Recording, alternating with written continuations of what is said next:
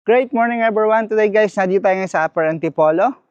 At kung naghahanap po kayo ng corner single house and lot, ito yung bago nating ipipicture. More or less, 2.1 kilometers lang ito mula dito hanggang sa Robinsons, Antipolo. Yan guys, continue tayo ng tour. Kung mapapansin mo, ito yung 2-car carport. Sa second level niya, na diyan yung huge balcony at diyan yung master bedroom. At dito naman sa side na to, yan, kung mapapansin mo, meron siyang box garden dito at meron siyang magandang mga halaman. At dito naman, ito po yung inyong pedestrian gate at meron tong doorbell. Tara, pasok tayo dito sa loob. Pagpasok mo dito, papunta dito sa inyong porch at double door.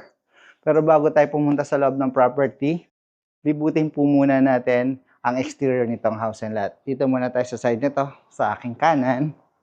Kung mapapansin mo, ito yung 2-car carport. Yan, naka-covered parking yan at high ceiling. At dito sa side na to, ito yung automated gate. 4 folded po ito. At dito sa side na to, ito naman po yung location o section kung nasaan yung inyong service area. Ito, may 4 panel ka dito ng cabinet. Meron ka ditong 4 laundry area. At ito guys, yung sink. At naka-box flush yan. Yung upper cabinet mo dito. At dito sa side na to, itong door na to, ito po yung para sa inyong maid's room. At dito sa door na to, ito naman po yung papasok sa bahay, papunta po o patungo doon sa inyong kitchen. And guys, nakita na natin itong section na to. At ito namang side na to, ito yung corner glass. Sa loob niyan, nandiyan po yung living area. At continue tayo ng tour. Dito naman sa kanang bahagi ko, itong open space. Yan, kung mapapansin mo, yan, naka-gravel siya.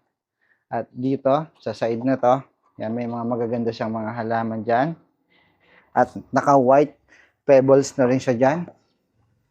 At continue tayo ng tour. At dito sa side na to, ito naman po yung napakagandang space na meron ka na ditong table at meron ka na ditong 4 na upuan. At dito sa side naman na to, may another space ka pa. Ayan, ang ganda ng halaman niya dito. Tapos yan, meron na siya dito para sa mga aircon po ninyo. At ito, corner po yan. Mamaya, pasok tayo dyan sa loob. Kaya nakita na natin yung exterior nitong house and lot. Ngayon, continue naman tayo ng tour. Patungo po tayo dito sa inyong porch area. At ito yung double door. Pupunta tayo sa loob ng property. Pero bago tayo pumunta doon, yan guys, yung handle niya dito. Naka-black mat siya dito. Na steel. At solid door yung ginamit niya dito. Pagpasok mo dito, ito ang welcome sa'yo. Ito yung living area. Yan, may couch ka na dyan, may center table. Yan, mayroon ka na rin TV dito. TV rack and TV console. Ang ganda ng pagkaka-design po ng kanyang wall dito. Yan, may wall design ka na. At ang ganda naman ng center ng ilaw niya dito sa gitna, yung modern light. At yung mga pin light niya. At yan guys, dito sa property, kung mapapansin mo, may mga CCTV na dito for added security na nilagay na po ng owner. At pag inabil niyo itong property, meron na po dito mga gamit. Bali, fully furnished po ito. At itong property po, mini-maintain yung kalinisan nito kasi yung may-ari po nito is nasa abroad. Yan, kaya wala naman pong tumitira dito. Kung mapapansin nyo, napakaganda, napakalinis, saka napakabango nitong property. Nakakatuwa. Yan guys, continue tayo ng tour. Ito yung dining area. Sa dining area, yan, rectangular table. Meron ka ng 8 na upuan dito. At yan, meron ka modern light above. At ang maganda nito guys, ito, open natin to. Yan. Dito, may corner glass dito. Napakagandang tambayan nito.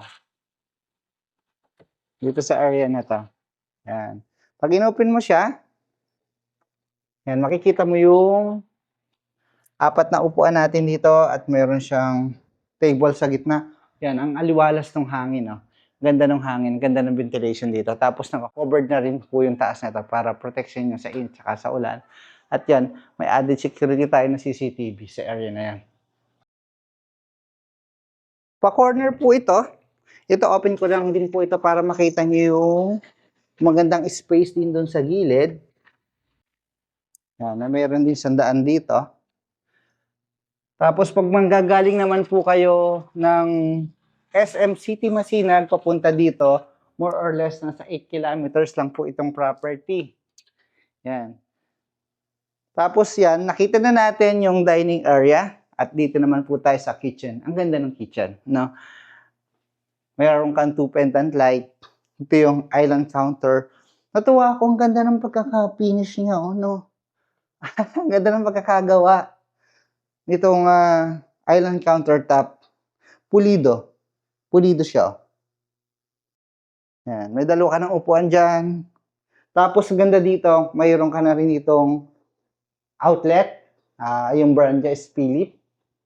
Kasi dito mayroon po 120 and 220 volts. Kasi mayroong sa Amerika kasi, mga ginagamit nila is yung mga ganong appliances. Dito kasi sa atin, naka 220 volts tayo. Kaya kung may mga appliances po kayo ng mga galing abroad, yan, pwede nyo na pong gamitin dito. Yun. And guys, ito, mayroon siyang cabinet dito sa ilalim. Ay, ang ganda ng cabinet niya, oh. Mayroon siyang pull out. Ang linis. Imagine nyo naman po kung gaano kalinis dito, oh.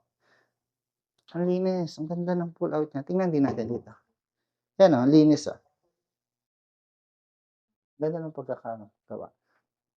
Tapos dito, may 2-door refrigerator.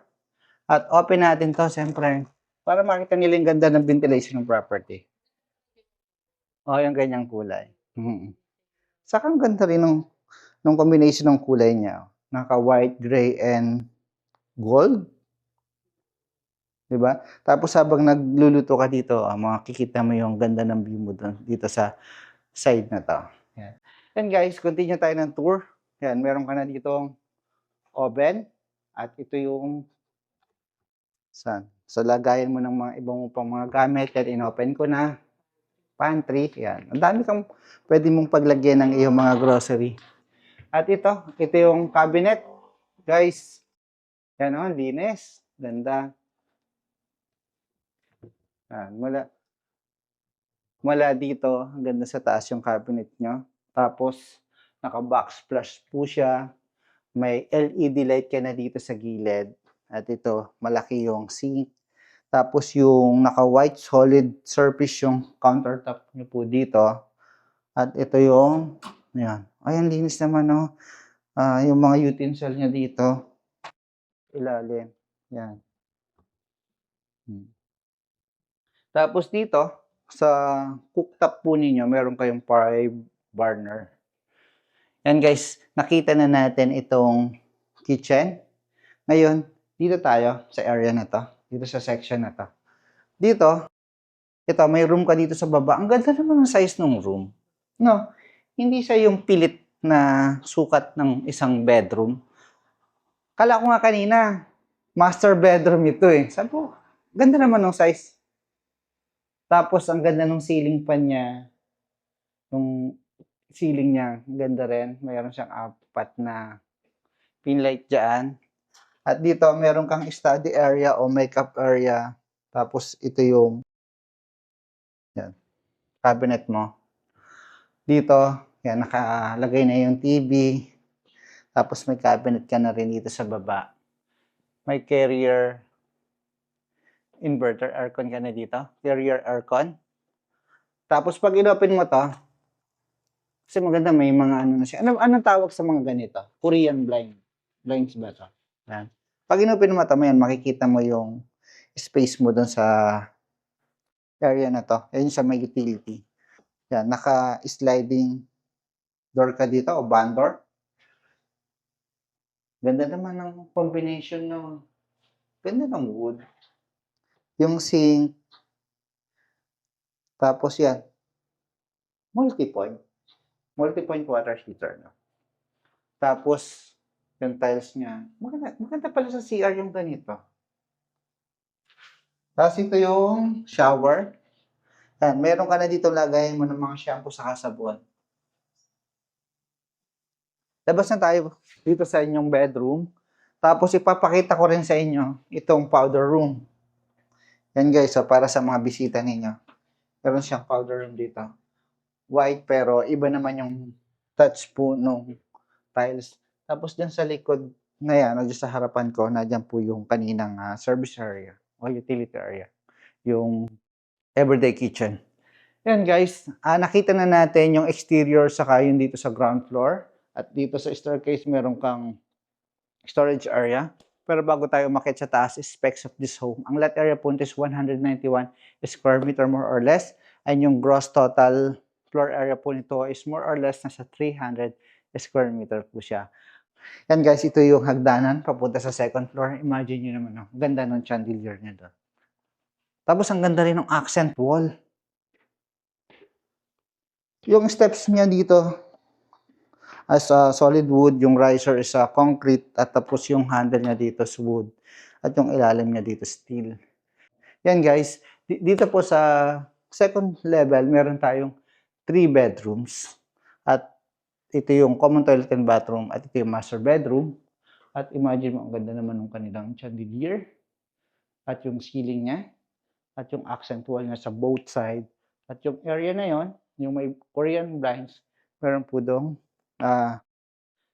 hindi ko lang napansin kung fixed window or owning siya yung area na yan. Yan guys, ito muna ang tingnan natin, itong bedroom na ito. Ito, open natin para makita natin ito.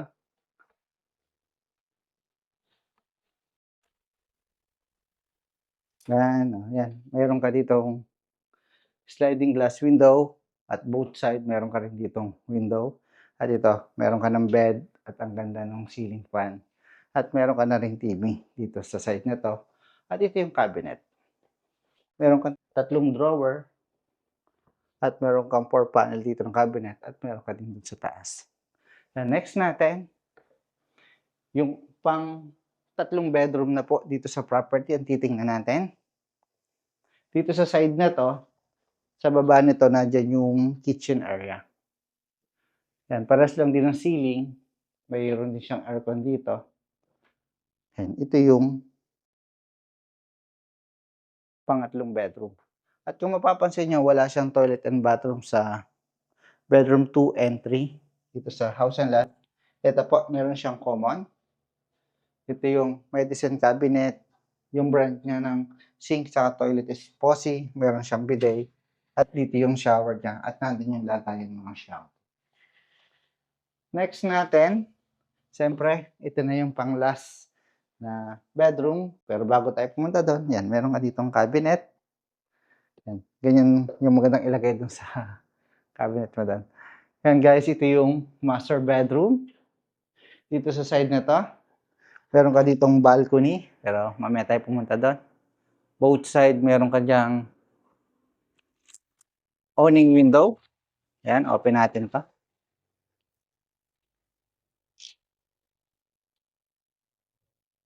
At dito, ito yung toilet and bathroom.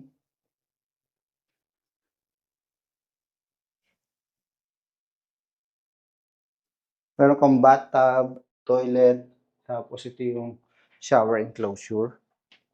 Ganda, ang linis. Tapos, ito yung TV. At dito, may L-type ka dito ng cabinet mo. Ganda ng pagkakaano, no? Tapos, pagkaka-layout, saka yung pagkakagawa malinis. Ito yung makeup area or pwedeng study area dito. Tapos may 2 panel ka dito na fixed glass or awning window po. Yan, ngayon, puntahan naman natin dito sa side na to. Ito yung balcony. Yan, para makita ninyo. Yan guys, oh. Pa-L siya, papunta siya dito. Yan. Ito po. At para makita naman niya, dito sa Summer Hills subdivisions po, kung mapapansin mo, mapuno po dito. At napaka-aliwalas. At yan guys, Sa Robinsons Antipolo, mga 2.1 kilometers lamang po ito, yung layo nito. At sa SM City Masinag, more or less 8 kilometers po. At ang lot area nito, nasa 191 square meter. At ang total gross floor area, more or less 300 square meter po ito. And please don't forget to like, subscribe, and hit the bell button for notification para lagi kayong updated sa mga bagong pinipicture na property dito po sa Metro Manila and Rizal area. Thank you and God bless. See you po sa susunod video.